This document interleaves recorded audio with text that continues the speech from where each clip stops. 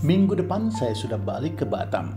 Boru kita iin acara 7 bulanan Mambo Sore, ujar Radiapu Hasyolan Sinaga sumringah pada saya. Tidak tampak gurat lelah di wajahnya. Ia senang sekali sore itu. Usai acara syukuran pendaftaran Cabub Wabub RHS JW di lapangan Tiga Runggu, Radiapu mengabarkan sebentar lagi bakal dapat cucu. Boru pangguarannya Iin Sinaga telah hamil 7 bulan. Pertengahan Mei 1995, langit di kota Indrapura terik sekali.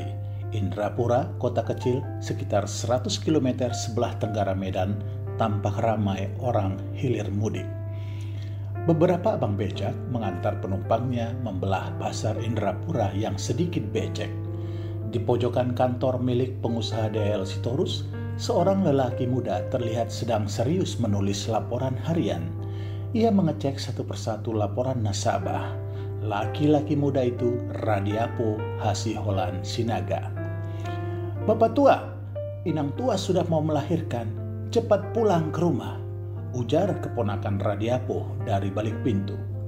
Radiapu bergegas.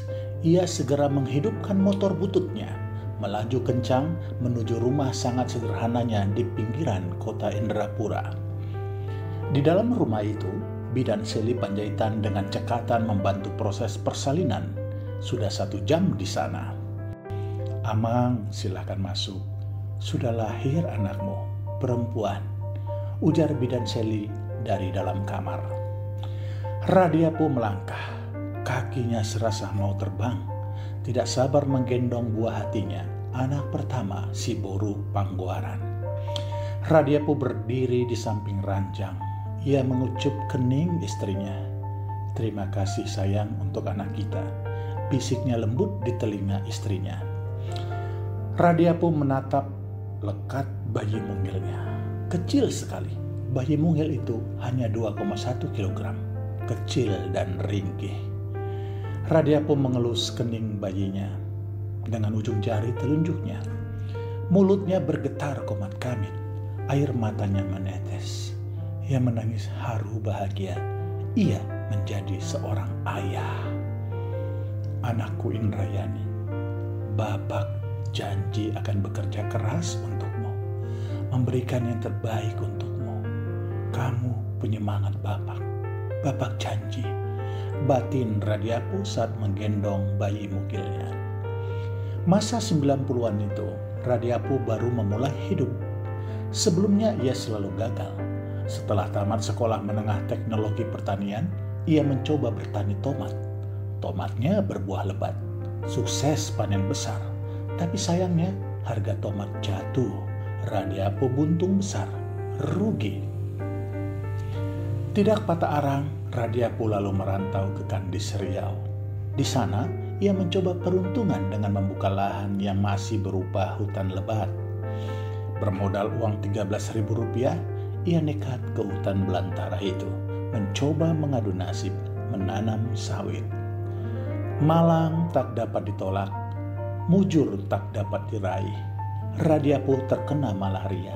Ia demam tinggi, bibirnya biru, gemetar, napasnya satu-satu antara hidup dan mati. Teman-temannya mengantar balik Radiapu ke kampung halaman. Naik bus 10 jam perjalanan dengan tubuh yang masih menggigil. Tuhan masih sayang. Radiapu tiba selamat di kampungnya di Tiga Runggu, Simalungun. Ia perlu 4 bulan untuk pulih. Tekadnya kembali membara. Ia bangkit lagi. Radiapu melamar ke perusahaan Torganda milik DL Sitorus. Ia diterima pada 1990. Ia bekerja sangat tekun, bekerja sangat keras. Temannya bekerja 8 jam, Radiapu bisa 18 jam sehari. Pada 1993, Radiapu melamar Ratnawati Sidabutar.